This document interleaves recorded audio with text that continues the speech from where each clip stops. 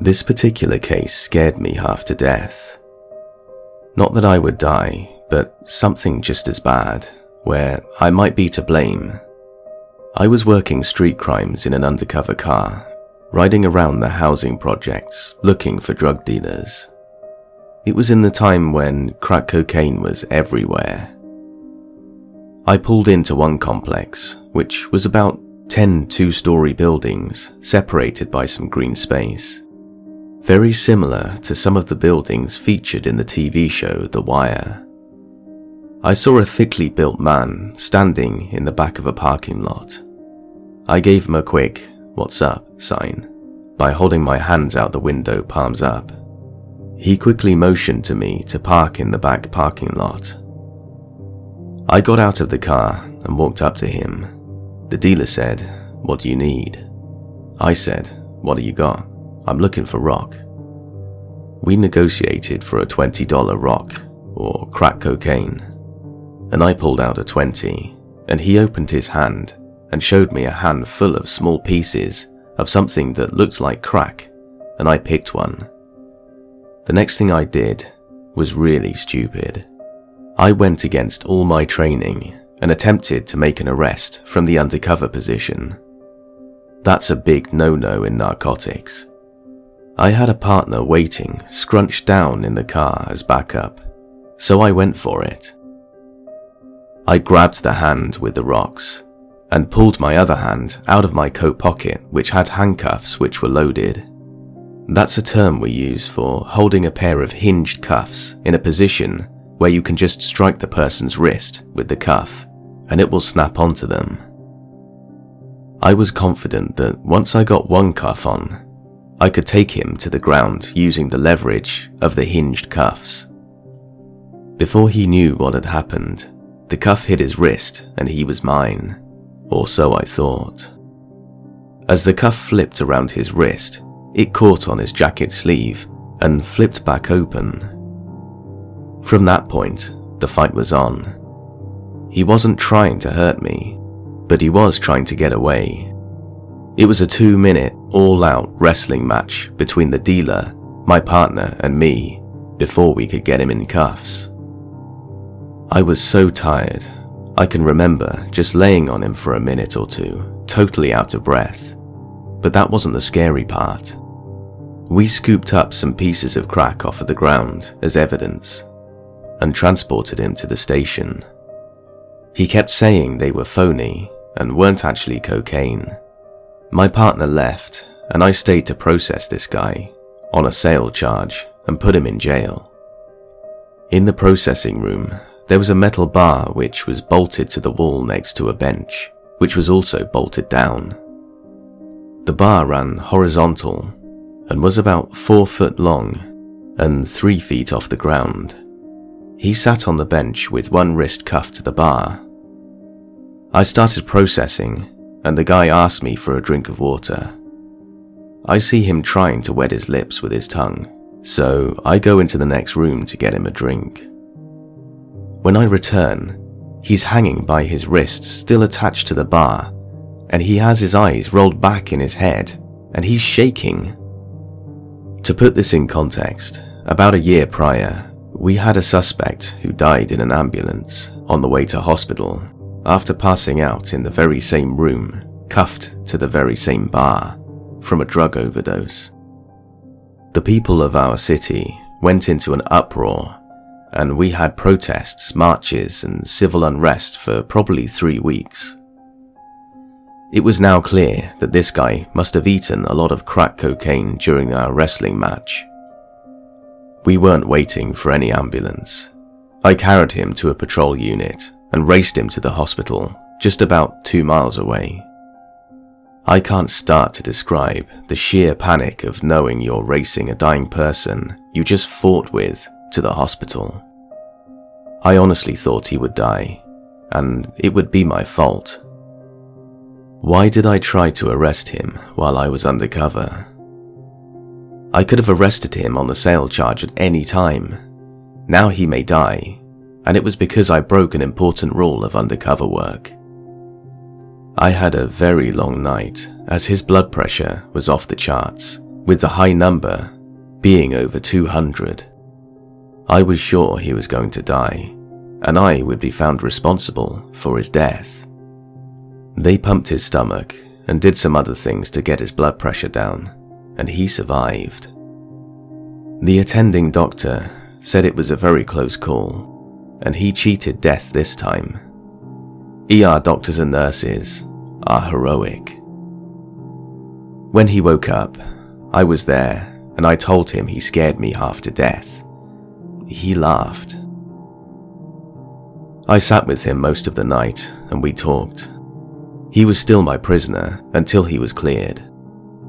Over the course of 8 hours, we actually gained a lot of respect for each other, and he became a valuable person to talk to about things going on in the streets. After that, as a sergeant, and later as a watch commander, I would personally inspect anyone brought to the station who had run from or struggled with the police. Later, as the patrol commander, this became departmental policy. I would look at their pupils, I would watch their respiration, and I would talk to them to make sure they were all right. No one else was going to overdose on my watch or in my department.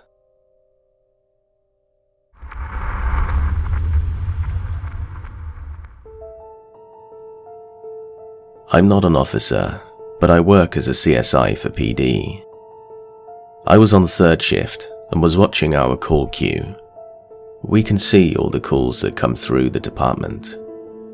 And I see a call for a woman showing up to a hospital, claiming she had been held captive for days, and that she was assaulted and beaten, and that her parents were killed.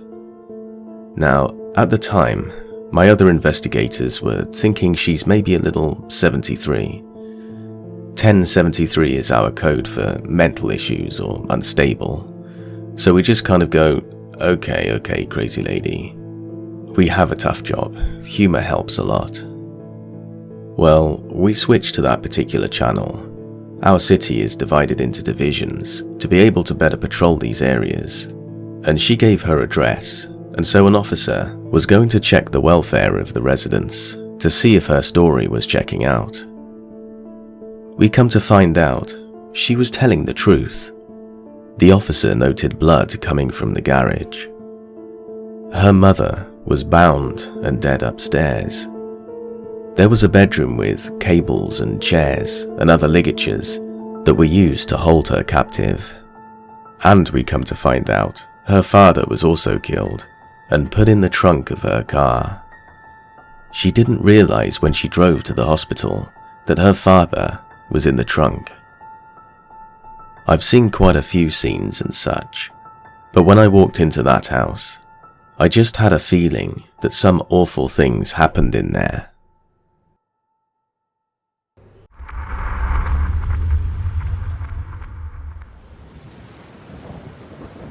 I responded to a single vehicle crash out in the country. I found the car. It had left the road, crashed through a fence, rolled at least 3 times, and came to a rest right side up. The driver was mangled pretty bad, and actually the paramedic says he's deceased. We secure the scene and wait for the coroner. The coroner gets there and declares him dead, and then starts his investigations and documentation. About 20 minutes into it, we're all near the coroner van discussing the situation. We're about 20 feet from the victim's car. The driver, who hasn't been removed yet, sits up, looks around, and starts the car. We all jumped about 5 feet straight into the air. The driver survived. Loads of investigation into how 2 trained pros declared a live man dead. To this day, I don't understand why the EMTs didn't do a scoop and book to the ER. I've seen them do it to people way less compatible with life than this guy. And even seen a few of them survive-ish. But no, it was like an episode of Quincy. They went over him pretty good, though they never removed him from the vehicle.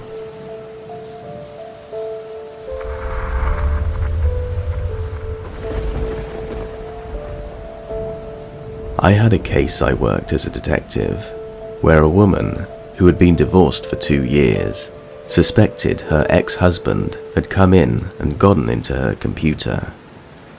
He left behind some paperwork that indicated it was him. I called him in for an interview, and he agreed to come in. After the interview, he had admitted to still having a key to the house and going in to go through her belongings and social media accounts. Turns out, he also got a video she had made for her new boyfriend from her email and posted it on YouTube.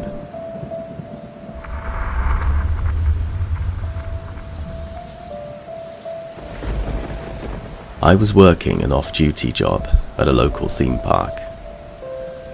It was an overnight, so the park was completely closed, with no one around besides the occasional cleaner or painter. I usually just sit in my patrol car on my laptop, but when I get sleepy or need to stretch my legs, I get out and go for a walk around the empty park. Let me tell you, amusement parks are really creepy when they're empty at night, but I got used to it. On this particular night, I was doing my normal walk, on my phone probably, on Twitter, when I look up and see a lady who appeared to be in her 60s, nonchalantly sitting at a table in one of the restaurants that was closed. Just like sitting there in the dark. This really confused the hell out of me, and she was not dressed like an employee. I tapped on the window, and she turned her head and stared straight at me. I asked loudly what she was doing, and she just turned her head back, away from me, and ignored me. I tried to open the door, and it was locked. I called on the radio for park security to come over there and confirm if this lady was supposed to be in there, while I walked back to my car to get the set of keys I'd kept there. As I walked back to the front of the restaurant, 2 security guards are walking up at the same time as me. One of them peers in the window and asks, "Somebody was in there?" I look, and the lady is no longer at the table. We get it open and search every crevice of this place, and there was not a soul in there. You could say I was a little freaked out. We went back and checked the exterior cameras, and nobody entered or exited. To this day, this gives me the creeps. I just can't explain it.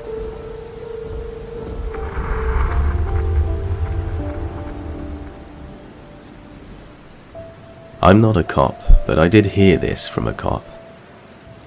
I work on a mental health unit, and this is the strangest story I've ever heard. About 2 years ago, a man was admitted to the unit. He had called the police to report an intruder in his apartment. When they arrived, they found him high as a kite. I forget the specific drug. His apartment was filled with headless dolls, strung around the rooms with barbed wire, some covered in bodily fluids. In the kitchen, a pot was boiling on the stove, filled with the heads of the dolls. When they asked him to explain, he said he was, quote, opening the seal, and nothing else. He stayed on the unit for a few days and was perfectly normal. I would never have guessed that he had such a strange story if I hadn't heard it from the officers.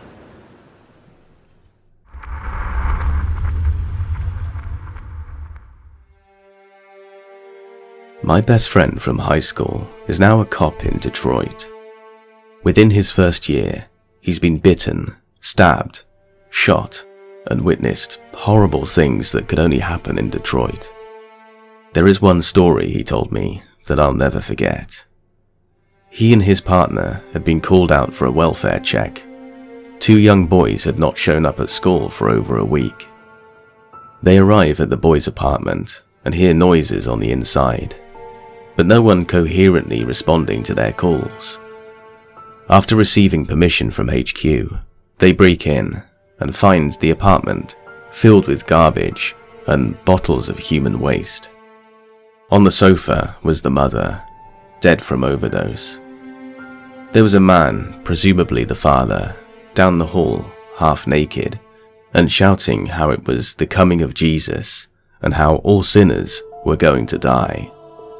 It took both officers to restrain him. Searching the apartment, they eventually found the boys. Both had been locked in their shared bedroom the entire time. No food, no water, no bathroom. The younger brother suffered from exposure and dehydration. The older brother was dead and was stuffed in the mattress the younger brother had to sleep on. The younger brother now lives with his grandmother, and the dad, in prison. There's a few others I can share. One of my dad's female co-workers was walking to her car after work and was viciously attacked by an older man walking on the street. She had to go to the hospital for stitches, it was so bad. Turns out, she was the third random victim, all women, out of 5, between number 3 and number 4. He had picked up a pipe to assault with. He stopped at 5 victims because a black or dark blue van with 3 or 4 people in it chased him into an alley between 2 apartment buildings, ran over him, backed up over him, then ran over him again. Turns out the assaulter had stopped taking his medication, which was the reason for the attacks. An ex-friend of mine and his younger brother, another friend of ours and another guy, who I have never met but let's call Buddy for this story, used to blow things up for kicks. Rocks, illegal fireworks, locks, abandoned equipment in broken down factories, etc. Then one day, Buddy asks out a girl and is rejected, so he thinks it would be a good idea to take revenge. I should note that Buddy was 21 at the time, and the girl was 16, the age of consent in Michigan. His method of revenge? Take the other 3 guys, make a homemade bomb, and blow up the girl's car. That'll show her. Well, the bomb worked. Blew it into 3 sections, with the furthest piece landing over 100 feet away. My 2 friends and the younger brother get tried as minors and get off relatively light due to this being their first infraction. The other guy went to prison for a few years. All of this only made local news. Students making and using a bomb was not important enough to make the Detroit news.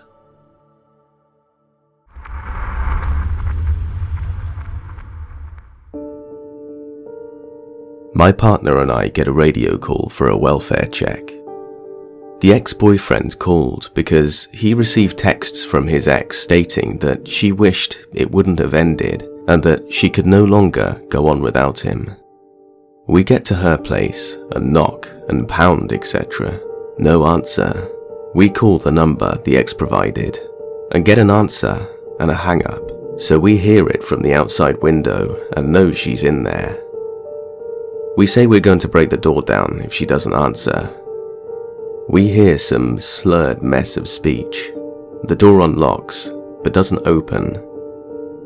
We open the door to find a young woman, wet, naked, pale as hell, and swaying on one spot. Her hands are bleeding. We call a rescue ambulance and she's off to the hospital. Now for the creepy part. None of the lights would turn on, so we conduct a safety search and find candles lit in the bedroom and bathroom. On the walls were Bible scriptures written in blood, and a tub of brown water. The water was mixed with old blood. I don't know how she survived because the water was dark. She had been sitting in it for approximately 3 to 4 hours.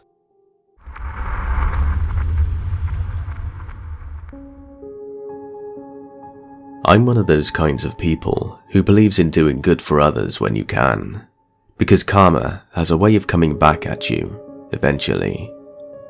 Sometime in the year 2001 or 2, I performed a traffic stop on a really beat-up car with 2 occupants. I learned that the passenger had a warrant, so I asked him to step out, and thankfully, I took him in custody without issue. Then, I pulled the driver out, arresting her for driving on a suspended license. I put him in the cage in the back seat, and let her sit in the front passenger seat, and fastened her in with the seatbelt. I returned to the car to do an inventory search for tow after arrest, and I found drugs sitting in the purse which sat right between where they were seated, sitting right on top, so I could have charged them both with possession. But eventually, I had to charge her with it because her douchebag boyfriend wouldn't fess up to it. I noticed the woman was pregnant. She was about 5 months in and definitely had more than a baby bump. I gave her a very stern admonishment for taking drugs while pregnant and how it could affect her unborn child. At least I didn't have to worry about that for the moment, because she was going to jail and would eventually enter a plea agreement on the drugs to receive 6 years in the state pen. It was a large quantity of meth, so they hit her hard. I later heard she gave birth in prison, and guardianship had been granted to the woman's mother. I wasn't sure who I felt worse for, the mother for not being able to be with her baby as the baby grew older, or for the child who had never met his mother until he was several years old. Now, let's fast forward to around late 2009. I'm a bailiff in the circuit court, and in the probate division in a different county than where I made that traffic stop. It was a Friday. We didn't have our presiding circuit court judge doing a law day, and our own docket was very light. Usually on days like this, I got a lot of attention from our 4 clerks because I made myself available to them for anything they might have needed done, whether it was putting case folders into the racks they belonged on, taking new tickets and stapling them to the back sheet the judge used as a log for the case, pulling files for the next day's dockets, for Monday in this case, and a lot of other things. I didn't mind, as I saw it all as team building stuff. I knew from the day before we actually only had 1 scheduled item on the docket. I had already gone through the daily list of inmates from the jail, checking to see if there were any who needed to be arranged, getting their files from the court record, and walking them over to the prosecutor's office so they could pull their copy of the cases, and arranging the time most convenient between them and my judge for when to see the cases. Those came and went really fast, so I had 2 hours of free time before lunch, and had only 1 case for the afternoon. To kill time, I pulled up the latest written decisions from the appellate and Supreme Court cases in the state. I stayed on top of case law this way, and it often comes in handy, as I'm able to have printed and ready for my judge the most recent and relevant, which comes in very handy as it gives him the opportunity to be aware of updates the defense and prosecution aren't aware of yet. Sorry, I keep going into side detail. I just loved that job so much. So as I'm eating lunch, I routinely ate at my desk in the courtroom. I start reviewing the case file we had set for 1:30 p.m. The entire time, I keep seeing the petitioner's name and thinking, no way, not a chance. About 20 minutes before court time, the attorney for the petitioner arrived. Obviously, it was an attorney I knew and was on good terms with. We exchanged pleasantries, and I started asking questions about his client, eventually realizing the connection. I asked if he would talk to his client and find out if she would prefer a different person acting as court reporter and bailiff. A few moments later, he called me out to the attorney-client lounge, and I did indeed recognize her as the mother I had arrested 6 or so years before. She was crying and asked if she could give me a hug. She said I had met her when she was at the very bottom of it all, and she remembered me quite well. Still, with the little time to go, she asked her mum to bring her son into the room. She just said, "This is the man who saved my life, and so you could be here now. He saved your life." His beautiful eyes just beamed up, and he gave me a huge hug. We went back into the courtroom, and I answered all of his questions before the judge signaled he was ready via phone. I offered to let him sit wherever he wanted. I had to record the proceedings, so he said he wanted to sit with me. I pulled one of the chairs from behind my normal station for him to sit, and I gave him our training headset for the reporter station and took on prepping to start recording. The mum was in front of the probate court for the purpose of getting guardianship of her son returned to her. The attorney called her grandmother, the mother, and then, mic drop moment, he called me to testify. My judge signaled for me to stop the recording and asked the attorney to approach to explain what possible relevance calling me to testify would have. He explained the special circumstances, and for the very first time, I was sworn in as a witness in my own courtroom. I had to grab the microphone from the prosecutor's desk because even though I was being examined, I was still handling the court reporter's duty. The attorney took me back in time to the day I made the traffic stop. He asked me why I stopped the car, and I replied with the truth. I honestly didn't remember. I remember vividly the car, the boyfriend, her, the purse, the drugs, my gut feeling, and admonishing her for using drugs while pregnant. I explained most of that as the attorney asked about it. When he was done, I was relieved and temporarily stopped everything to replace the microphone back to its table, so it didn't pick up on the typing I had to do to identify who started talking at a given point in the recording. He asked to recall the petitioner and to allow her to testify from her chair. The judge allowed it, and he asked her what happened between the time she was arrested and the time she finally turned herself in for her prison term. She was released on bond pending the court date, and then released on appeal, trying to get the drug evidence kicked since I couldn't prove she actually owned the drugs I found. She explained I had told her that I had to arrest her because the drugs were located in her purse, and the boyfriend denied any knowledge of the packet, even though it was in plain sight right between them. Then she admitted the drugs were actually hers to begin with. My jaw dropped about 2 feet. Then, as he continued questioning her about her drug habit, she revealed she was using both meth and crack cocaine, and on one occasion would snort crushed oxycodone tablets. Then he asked her what she did the moment she was let out on bond pending her trial. She said even though she was upset when I arrested her, she had listened to the things I told her about the risk of damage to the fetus due to her drug use, and sought an OBGYN to check on the status of her fetus. The doctor told her there were no obvious signs of damage, but there really would be no way of knowing until the baby was born. Then she checked herself into a rehab clinic. Now, she didn't do this at the direction of her attorney. She took it at my suggestion. When I appeared on her court date for trial, the APA told me there was a plea agreement and I was no longer needed. At that time, I worked third shift, so I bolted out and went back home to sleep.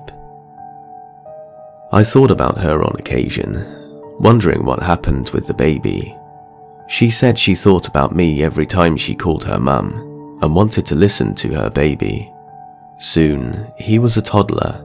Then he was in preschool and able to talk to her coherently, and of course there in court, he was so adorable and listening quite intently at the sound of things coming through the headset I gave him. At that point, my judge said he had heard enough and ruled in favor of the petitioner. There was no respondent, as the grandmother wanted them reunited. There were a few more times they would come into the courthouse after I made chief, and he always ran up to me to give me a hug. One day, I felt something about the size of a pager on his hip, and I lifted his shirt just enough to reveal something that threw me even further for a loop. I took his hand and placed it on my shirt, over where the strap on the side of my body kept my bullet-resistant vest fastened from front to back, and from that strap is where I wore my device. We both have juvenile diabetes, and we had identical insulin pumps. I saw them 1 or 2 more times before I had to medically retire. But of all the auto accidents, all the ODs, all the suicides, all the times I had to do CPR, all the many things I ever had to do as a cop, a firefighter, or as an EMT, none made me as proud of being a cop than to know irrefutably I had saved the life of an unborn baby. He'd be in his late teens now, but I'm sure if I saw him on the streets, there is no way I wouldn't recognize him. It's really sad we lost touch, and I can no longer remember their names. I do hope to meet them again, someday.